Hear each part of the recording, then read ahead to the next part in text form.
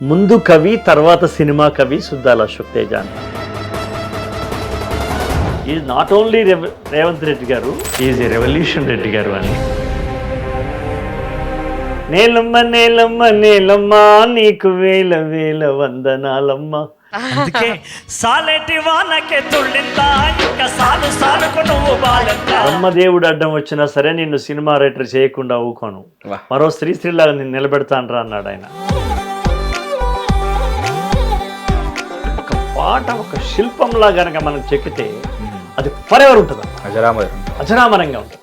సూర్యుడే సెలవని అలసిపోయేనా, కాలమే శిలవలే నిలిచిపోయే. నిన్నే వెళ్ళాడుతున్నా సార్. నా మగుడు తెచ్చి ఫ్యాన్ చాలా ఎంజాయ్ చేస్తాను నేను. ఒక్కొక్క థాట్ వస్తూ ఉంటే నేను ఐఎమ్ ఎంజాయ్.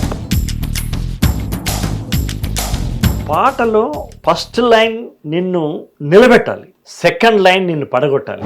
కుమురం భీముడో కుమురం భీముడో రగరాగా సూర్యుడై రగలాలి కొడుకో. కరెక్ట్ పాయింట్ కానీ పెట్టాను. బట్ పాయింట్ అనేది దీన్ని ఏమంటారు, దగ్గర పెట్టి కొడుతుంటారు సార్. చాలామందిని నేను చూశాను ప్రయాణంలో. కొందరు ఆకలితో చస్తాం కానీ ఆత్మాభిమానాన్ని చంపుకోలేము. అది కరెక్ట్గా నాకు నేచర్ నన్ను తీసుకొచ్చి మొదటి హిట్ ఉసేరామలమ్మకి ఇవ్వడం లోపల ఇది పార్ట్, ఇది నేచర్ యొక్క పాత్ర. మీరు బ్లెస్డ్ గురువు గారు. నీకు తెలుసో లేదు, ఒక ఫైటర్ నన్ను, ఒక ఫైట్ మాస్టర్ నా పాటను వద్దన్నాడు.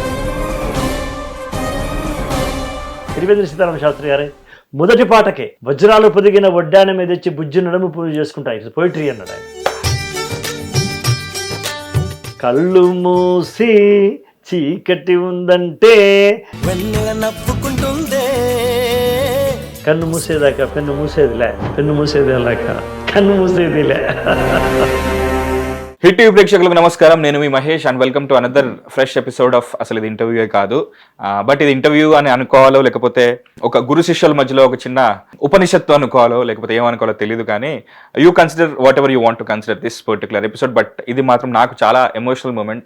ఎందుకంటే ఇదొక లైక్ సినిమాటిక్ యూనివర్స్ లాగా, ఇదొక కైండ్ ఆఫ్ యూనివర్స్. అది ఎందుకో కూడా మీకు చెప్తాను. దానికన్నా ముందు ఈరోజు నా ముందు కూర్చున్న గెస్ట్ అన్నాను నేను. నా ముందు కూర్చున్న నా గురువు గారు నా ముందున్నారు. ఆయనకు ముఖ్యంగా ముందుగా ఒకసారి నమస్కారంతో పాటు గురుగారు మీకు కంగ్రాచులేషన్స్తో కూడిన శుభాకాంక్షలతో కూడిన గౌరవ వందనం.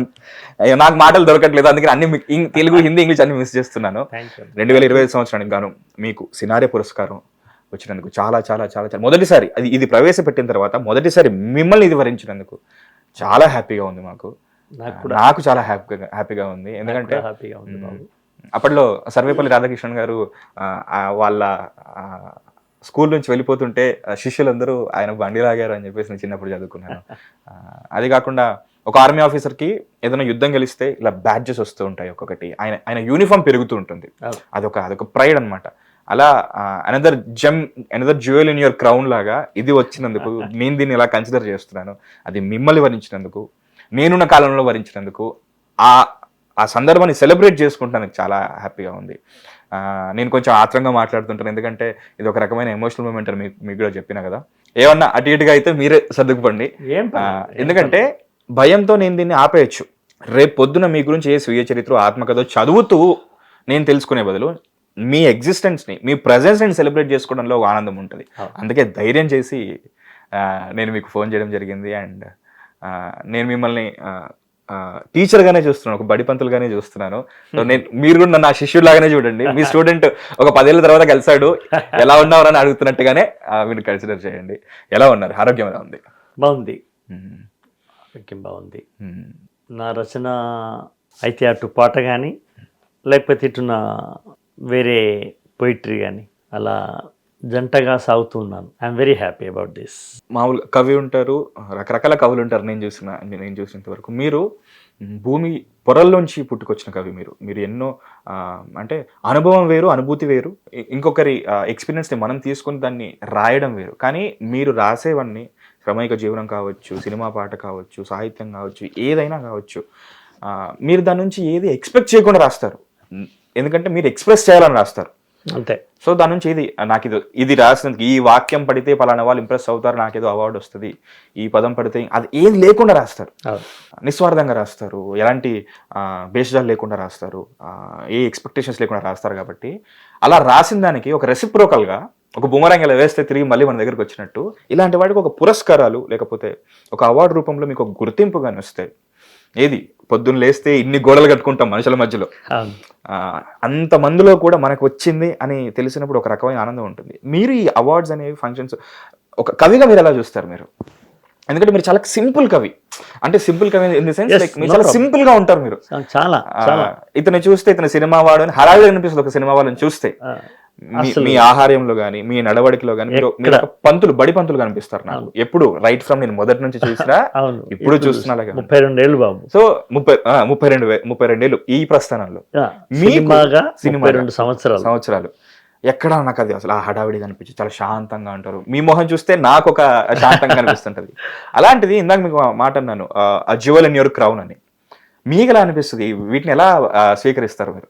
అంటే ఒక ప్రతిష్టాత్మకమైన పురస్కారం వచ్చినప్పుడు ఆనందం కలగడం, మన జీవితంలో ఇంకొక మెట్టుకు వచ్చామా అనే అనుభూతి మామూలుగానే సర్వసాధారణంగానే ఉంటుంది. అయితే నేను రాసిన పాటలు, నేను రాసిన పుస్తకాలు, నువ్వు చెప్పినట్టు నేను ముందు ఒకసారి నారాయణ రెడ్డి గారే అన్నారు, ఒక శ్రీశ్రీలాగా, ఒక కృష్ణశాస్త్రిలాగా, ఒక దాశరథి గారి లాగా, నాలాగా ముందు కవి తర్వాత సినిమా కవి సుద్దాల అశోక్ తేజ అన్నారు అనమాట.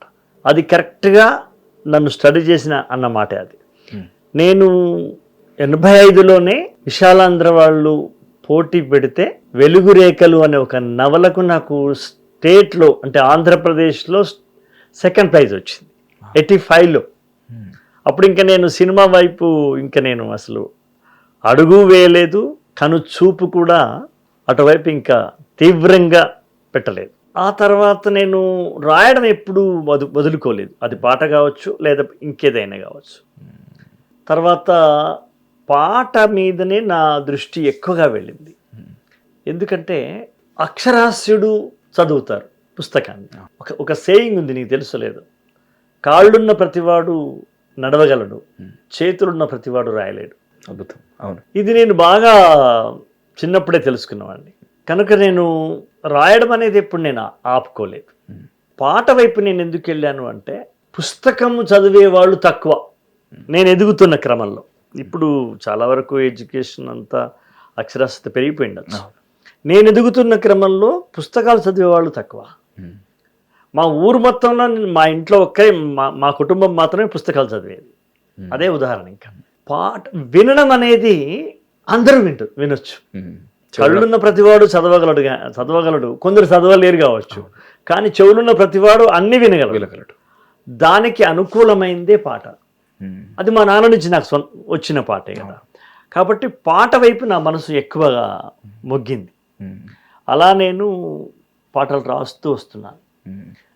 ఆ క్రమంలో అనేక సభలలో పాటలు పాడి వినిపిస్తున్నప్పుడు నా జీవితకాలంలో నేను పాటలు ఎన్ని సభల్లో పాల్గొనగలను అంటే 1000 సభల్లో పాల్గొంటాం కావచ్చు, లేదా 500.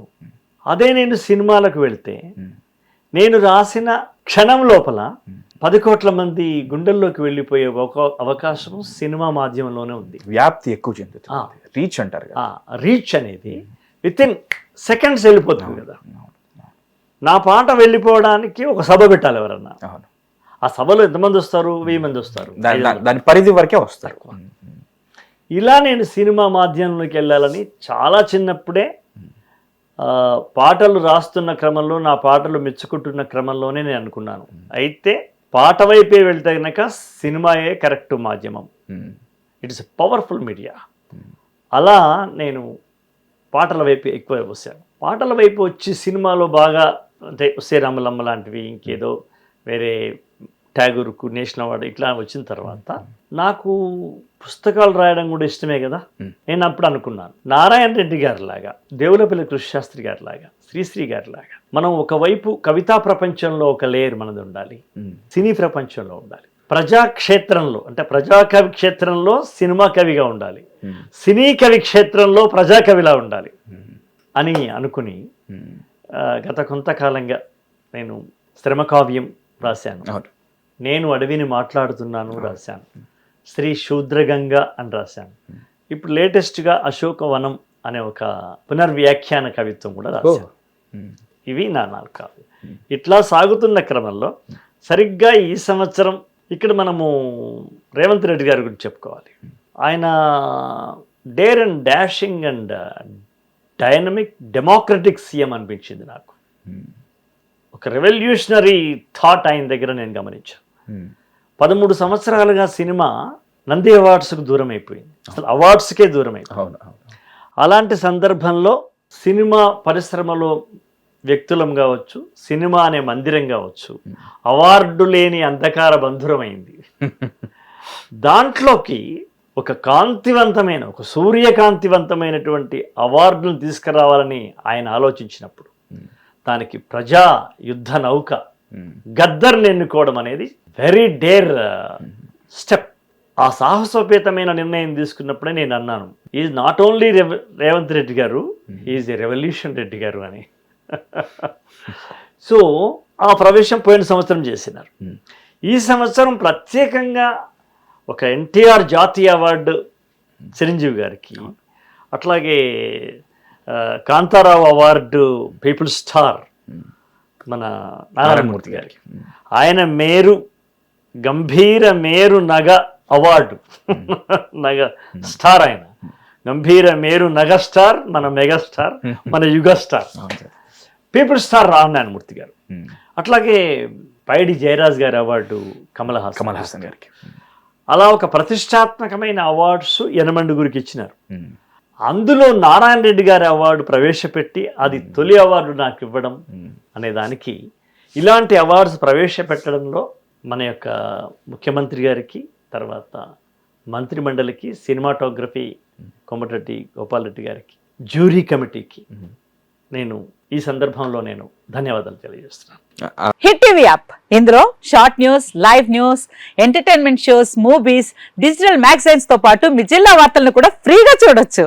ఇంకెందుకు ఆలస్యం, వెంటనే హిట్ టీవీ యాప్ ని డౌన్లోడ్ చేసుకుని ఫ్రీగా ఎంటర్టైన్మెంట్ పొందండి. Hit TV app, hit TV app, please download hit TV app. Hit TV app ని ఫ్రీగా డౌన్లోడ్ చేసుకొని ఎంజాయ్ చేయండి. మీకు నచ్చిన ఎంటర్టైన్మెంట్ కోసం హిట్ టీవీ యాప్ ని ఫ్రీగా డౌన్లోడ్ చేసుకొని ఎంజాయ్ చేయండి. హిట్ టీవీ యాప్ ని డౌన్లోడ్ చేసుకుని ఆస్వాదించండి, ఆశీర్వదించండి. ఇంతమంది సెలబ్రిటీలు హిట్ టీవీ యాప్ ని డౌన్లోడ్ చేసుకోండి అని చెప్తున్నారంటే ఎంత మంచి యాప్ ఆలోచించండి. అమెరికా అమెరికా అమెరికా అమెరికాలో చదవాలనుకునే వాళ్ళకి విశ్వసనీయమైన పేరు మన శౌర్య కన్సల్టెన్సీ.